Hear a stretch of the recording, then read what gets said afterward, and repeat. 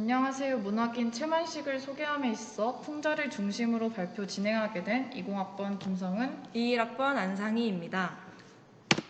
발표 목차는 다음과 같습니다. 첫 번째 문학인 최만식, 두 번째 최만식의 작품 3개, 세 번째로 최만식의 작품 특징 중에 풍자를 설명해 드리도록 하겠습니다. 우선 최만식은 1924년 단편 세길로를 조선 문단에 발표하여 문단에 오른 전라북도 군산 출신의 소설가입니다. 그는 1930년대 초반에는 카프에 참여하진 않았으나 그와 비슷한 경향의 소설을 쓰려는 동반자적인 입장을 보였습니다.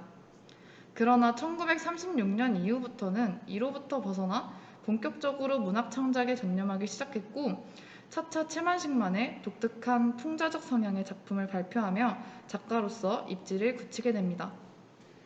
최만식은 사회현실을 비판하였으며 풍자적 수법으로 큰 성과를 거둔 작가로 평가될 뿐만 아니라 근대 사실주의의 대가로도 인정받고 있습니다.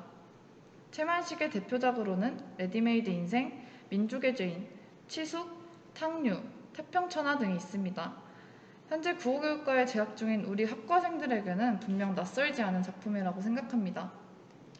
당시 현실 반영과 비판에 집중되어 있던 최만식의 작품 세계에 영향을 끼친 그의 사회적 관심사는 당대 실직 인텔리들의 고뇌와 궁핍, 당대 농민들의 생활 양상, 농촌의 풍속 및 농촌의 궁핍상, 도시 하층민의 생태에 닿아 있었습니다. 유태영 해설의 최만식 작품선에 따르면 최만식의 작품 세계에 영향을 끼친 원인을 가난, 결벽성, 친일행위, 더해 순탄치 않은 결혼 생활 총 4가지로 말할 수 있습니다. 첫째, 그가 겪은 가난은 단편소설 속 가난한 인텔리상, 미두로 몰락해가는 지주와 같은 인물들을 등장시킴으로써 영향을 미치고 있습니다. 둘째, 그의 지독한 결벽 증세는 작가가 사회의 부정적 모습에 더욱 민감하게 반응하고 세밀한 단위에서 비판하게 하여 풍자의 바탕이 되게 하였으며, 셋째, 그는 친일행위에 부끄러움을 느끼며 자기 변명적 성격을 지닌 자전적 소설 민족의 죄인을 창작하기도 하였습니다. 더해 순탄치 못한 결혼 생활까지 최만식의 작품은 그의 경험에 연장선상이 있다고 정의할 수 있겠습니다. 다음은 최만식이 풍자적 수법으로 큰 성과를 거둔 작가라 평가받는 만큼 저희조는 최만식 작품에서 잘 드러나고 있는 풍자에 대해 설명하고자 합니다. 다들 아시다시피 풍자란 일반적으로 인간의 약점, 사회의 부조리, 비논리 같은 것들을 역설, 반어, 과장, 축소 등의 방법이나 해학, 기지 등의 기법을 구사해 조소적으로 표현하는 수법을 말하는데요.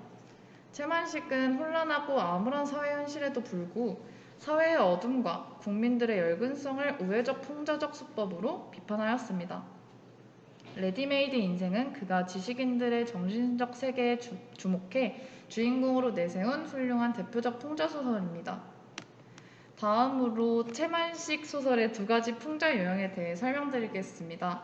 부정적 인물을 누가 서술하고 희화화하느냐에 따라 기준으로 서술자가 부정적 인물로 자신을 희화화해 풍자성을 획득하고 있는 경우 1가지, 서술자가 관찰하여 보고하는 인물이 부정적인 인물인 경우 또 1가지로 나뉩니다. 전자와 후자의 차이를 알기 쉽게 최만식 작품의 구체적 예시를 들어 지금부터는 다음 발표자가 이어서 설명하도록 하겠습니다. 먼저 서술자가 부정적 인물로 자신을 희화화하여 풍자성을 획득하고 있는 경우에 대해 말씀드리도록 하겠습니다. 이 경우 부정적 인물을 소설의 앞에 내세우고 긍정적 인물을 뒤에 감추어 두며 희화화할 때 풍자의 효과가 극명해집니다. 부정적 인물은 확고한 신념을 지녀 아주 치밀하고 세심하게 묘사되고, 긍정적 인물은 소심한 인물로 묘사되며 부정적 인물의 조롱 대상으로 표현됩니다. 이 경우의 대표적인 작품 중 치숙에 대해 간략하게 소개드리도록 하겠습니다. 치숙은 어린 소년을 서술자로 설정하여 아저씨를 관찰한 뒤 보고하는 형식으로, 전반부에서는 주로 서술자가 자신의 넋두리를 늘어놓는 내용이 서술되다 후반부에 들어 서술자와 아저씨가 언쟁을 벌이는 형식으로 서술됩니다. 이때 독자가 전반부 서술자의 넋두리를 전적으로 신뢰한다면 아저씨는 한심하고 쓸모없는 인간이라 받아들여집니다. 그러나 서술자의 관찰이 다분히 주관적이고 피상적이라는 사실이 후반부로 가며 드러나기 시작합니다. 다음 이 대목을 통해 서술자는 아저씨를 한심하게 생각하면서 자신이 얼마나 세상 물정을 잘 알고 성실히 살아가고 있는가를 자랑스럽게 말하고 있지만 그것이 얼마나 비현실적이고 우매한 행동인지 나타나고 있습니다. 이러한 서술자인 어린 소년과 그가 관찰한 아저씨의 대화를 보면 겉으로 보기에는 서술자가 긍정적 인물로 내세워져 있기 때문에 아저씨가 풍자의 대상인 것처럼 보여집니다. 그러나 실제로는 식민지 우민화 정책에 순응하며 살아가고 있는 서술자 자신의 모습을 풍자하고 있는 것입니다. 즉 서술자가 부정적인 인물이며 풍자의 대상이라는 것입니다. 다음으로 서술자 자신이 아닌 서술자가 관찰하여 보고하고 있는 인물이 부정적 인물인 경우에 대해 말씀드리도록 하겠습니다. 이때의 서술자는 부정적 인물을 매우 긍정적으로 평가하여 서술하지만 여러 정황을 미루어 보아 그것이 실상은 냉소적이고 풍자적임을 알 수 있습니다.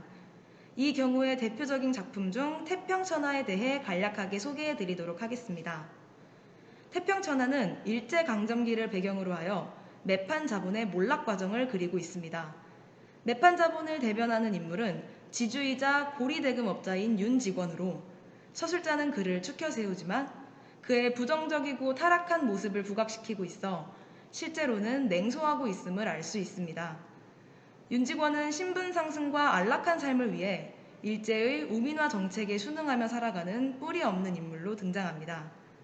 배경이 된 당시 1930년대 후기의 식민지 한국은 일본의 전쟁 수행으로 인하여 태평천하와는 거리가 멀었습니다. 자상계층과 자장농의 와해로 소장농이 늘고 중일 전쟁으로 인해 상황은 더욱 악화되었습니다. 이때 윤 직원은 당대를 태평천하로 인식하였는데요. 이는 일제에 대한 맹신과 무사 안일의 추구가 맞아떨어짐에 기인합니다. 서술자는 윤 직원의 역사의식 못지않은 그의 속물적인 삶을 보여주며 희화화를 시도합니다.